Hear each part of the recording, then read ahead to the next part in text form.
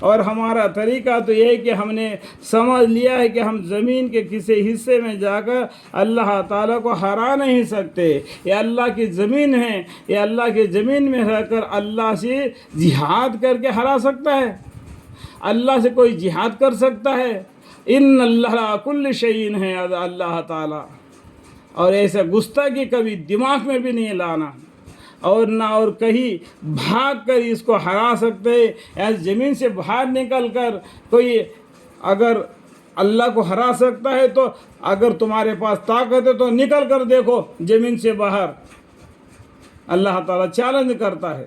اور ہم نے جب ہدایت کی بات سن لی تو ہم نے اس کا یقین کر لیا. وہ جنوں نے بولا کہ ہم نے ہدایت کی بات سن لی.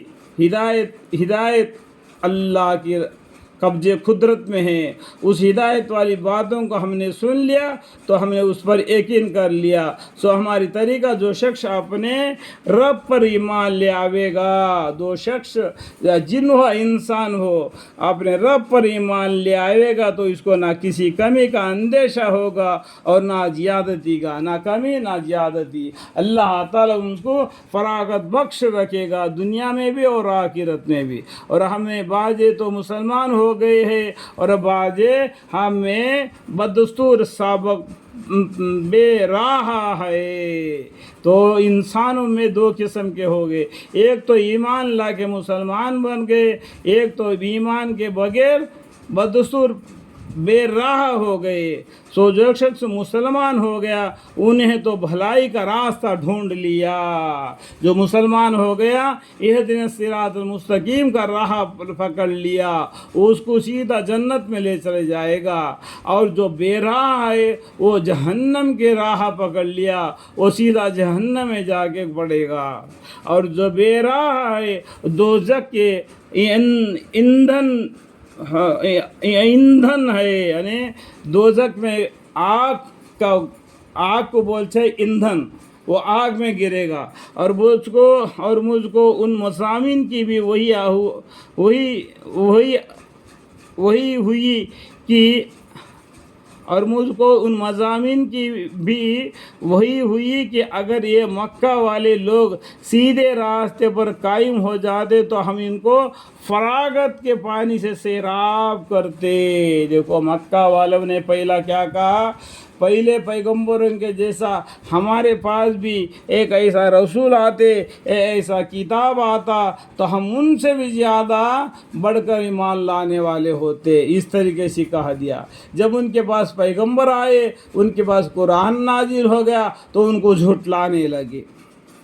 اس لیے اللہ تعالیٰ بولتے ہیں، اللہ تعالیٰ کیا بولتے ہیں اس لیے، اور مجھ کو ان مضامین کی بھی وہی ہوئی کہ اگر یہ مکہ والے لوگ سیدھی راستہ یہ اہدنا الصراط المستقیم کا راستہ پر قائم ہو جاتے تو ہم کو ان کو فراغت کے پانی سے سیراب کرتے. اللہ تعالیٰ اتنا ان کو مدد کرتے تاکہ اس میں ان کا امتحان کر لے. اس کے اندر امتحان کرنے کے لیے ان کو اتنا امن چین سے رکھے گا.